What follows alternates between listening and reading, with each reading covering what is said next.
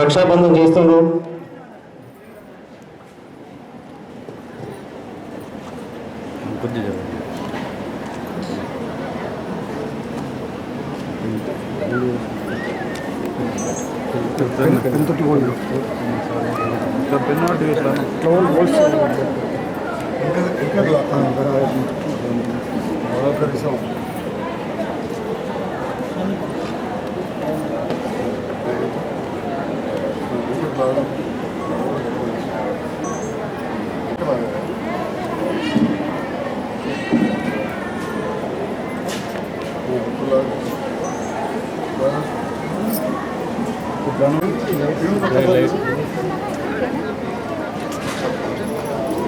జరగరా కొంచెం నేను కూడా వెనక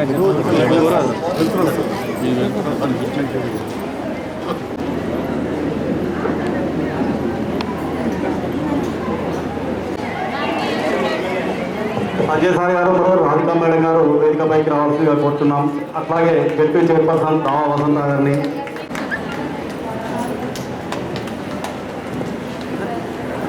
మహిళా సర్పంచులు సింగం అరుణ గారు, హైదరాబాద్ సర్పంచ్ గారిని వేదికపైకి రావాల్సిందిగా కోరుతున్నాం.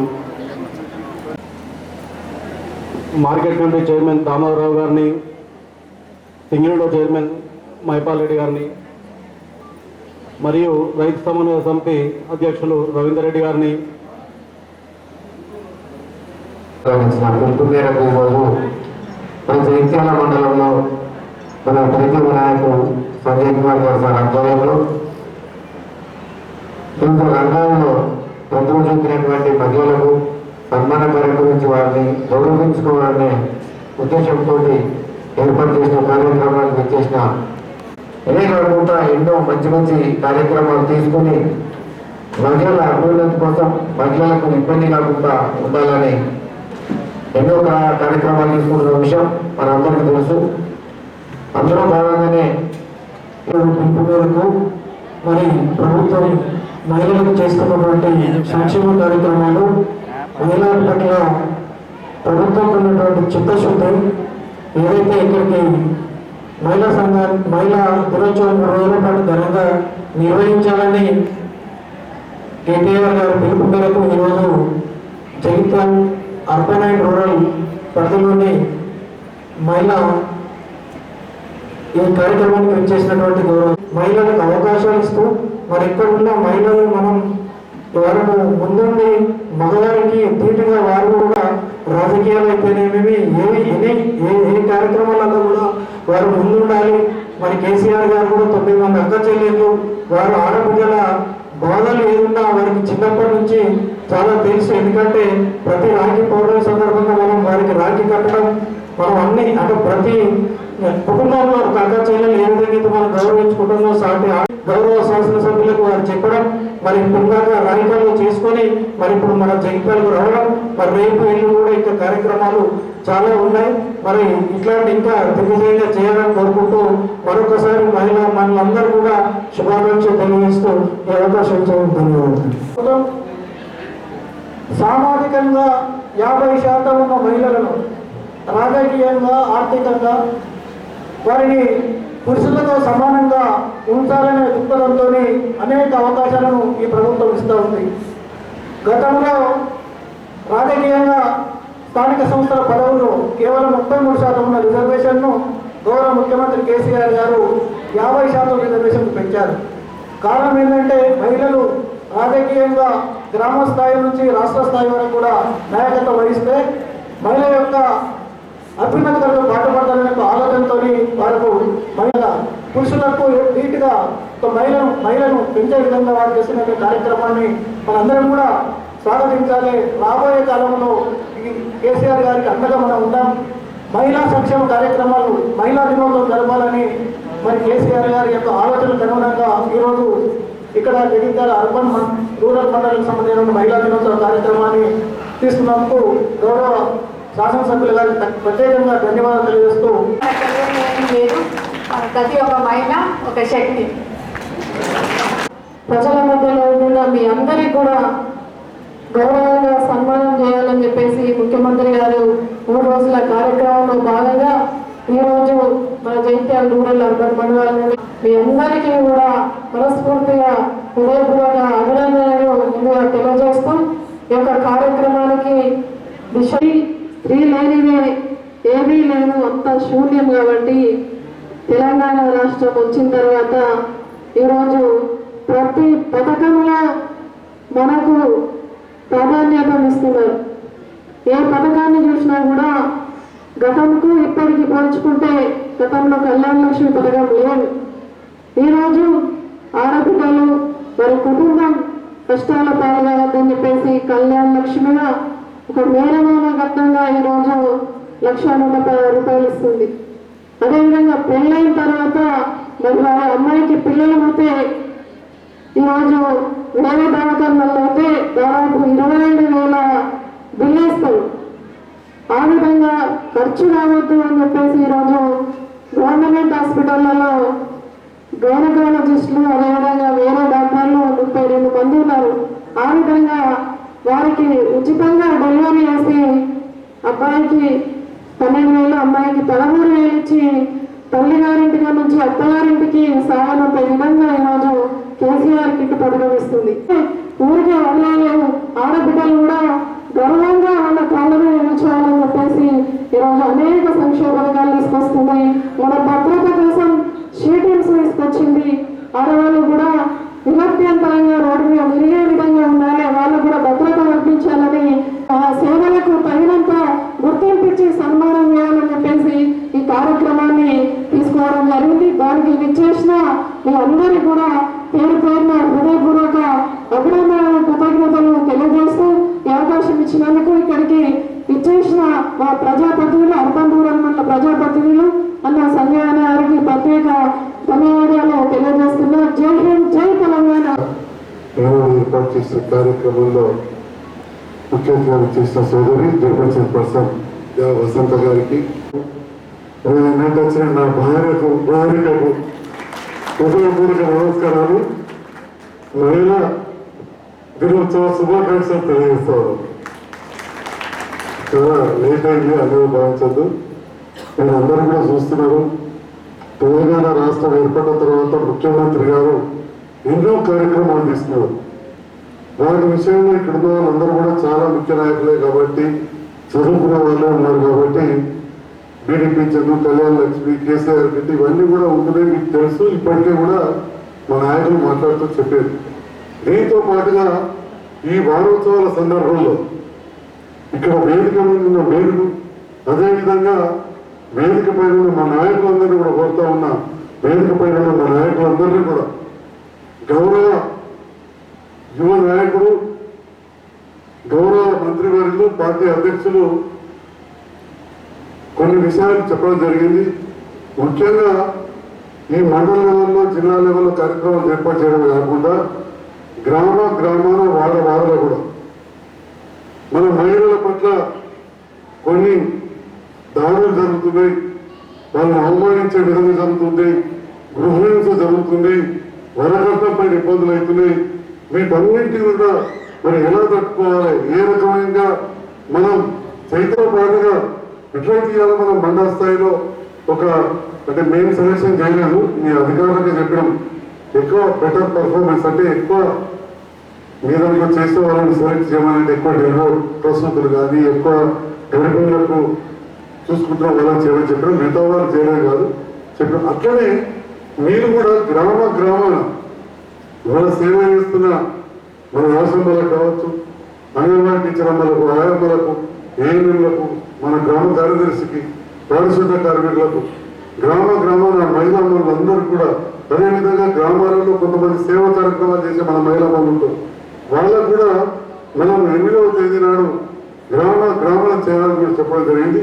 ఈ విషయాన్ని కూడా ఈ సభాముఖంగా ఆ వేదిక పైన వేదిక ముందున్న నాయకులందరినీ కూడా కోరుతా ఉన్నారు.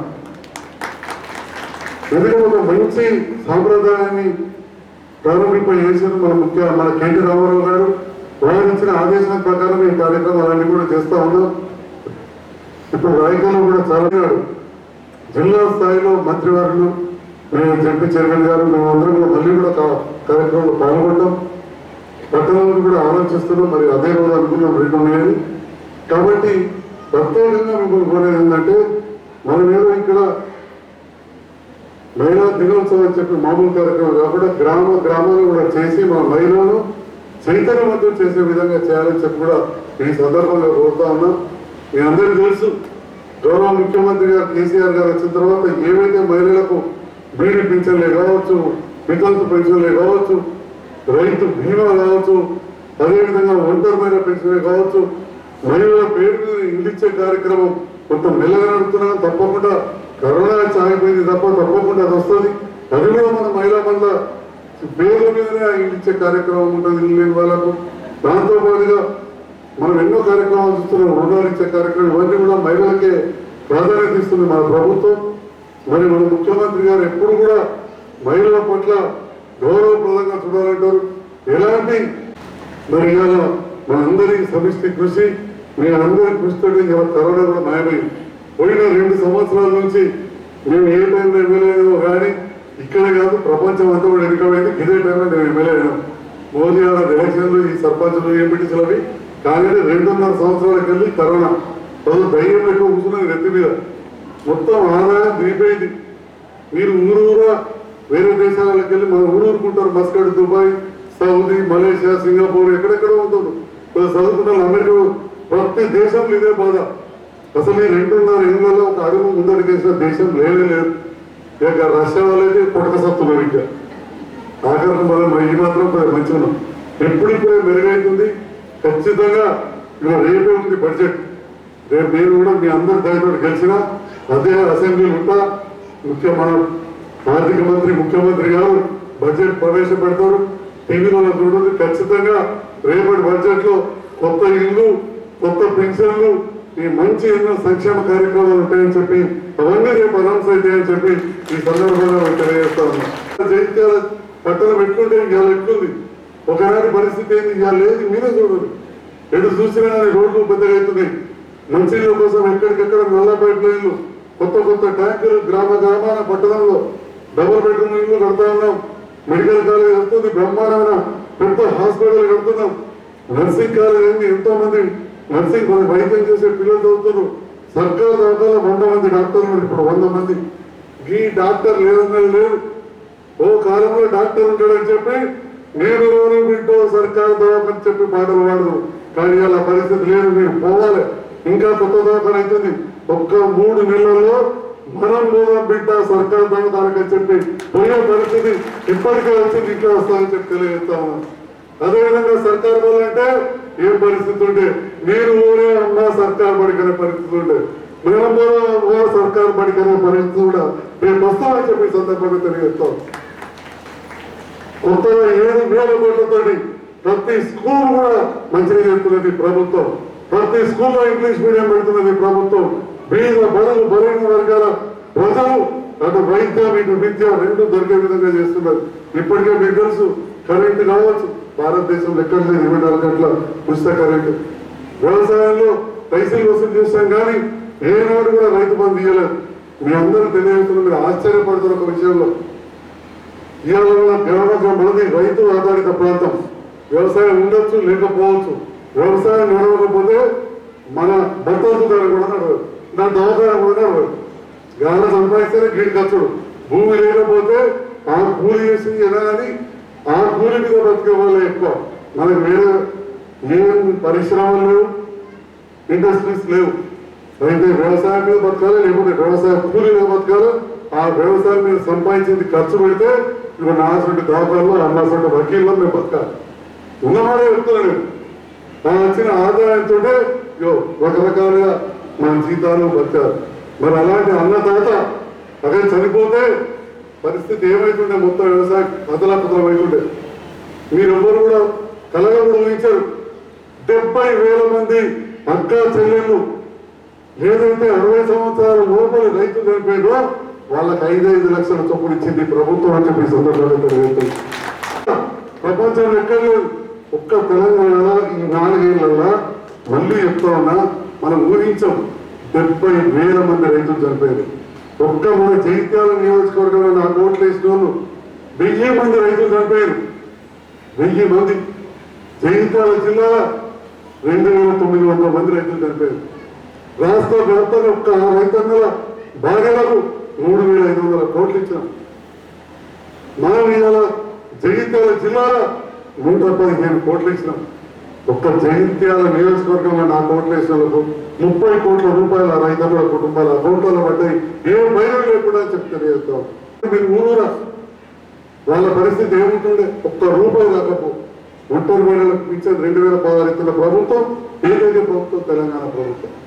ఇవాళ గర్వంగా చెప్తున్నాం. మీరందరూ కూడా కొత్త గొప్ప అంత నాయకురాలు ఉన్నారు. ఇక్కడ చదువుకున్న వాళ్ళు ఉన్నారు.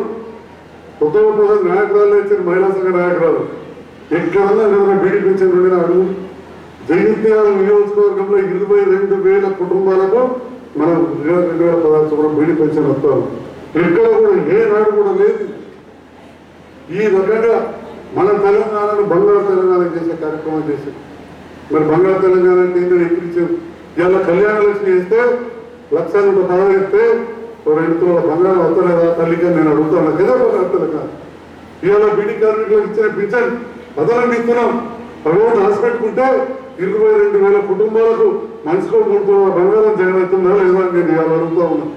అంటే ఈ రకంగా ఈ ప్రభుత్వం ప్రతి దాంట్లో ఒకవైపు సంక్షేమం, రెండో వైపు అభివృద్ధి, దీంట్లో ఎన్నో కార్యక్రమాలు చేస్తుంది. మరి మీ అందరి ఆశీర్వాదం మన ముఖ్యమంత్రి గారికి ఉండాలి, ప్రభుత్వానికి ఉండాలి. తప్పకుండా మేమందరం కూడా మీకు సేవకుల్లాగా పనిచేస్తూ ఉన్నాం. మరి ఈ సందర్భంలో మరొకసారి గ్రామాలు కూడా ఈ కార్యక్రమాలు చేయాలని చెప్పి నేను మా నాయకులకు మీ అందరికీ కూడా తెలియజేస్తూ, మేము ముందున్న నాయకులు కూడా తెలియజేస్తూ మరొకసారి అందరికీ ఇక్కడికి వచ్చిన అక్క చెల్లెలు వాళ్ళందరూ కూడా మహిళా దినోత్సవ శుభాకాంక్షలు తెలుస్తున్నా. జై హింద్, జై తెలంగాణ.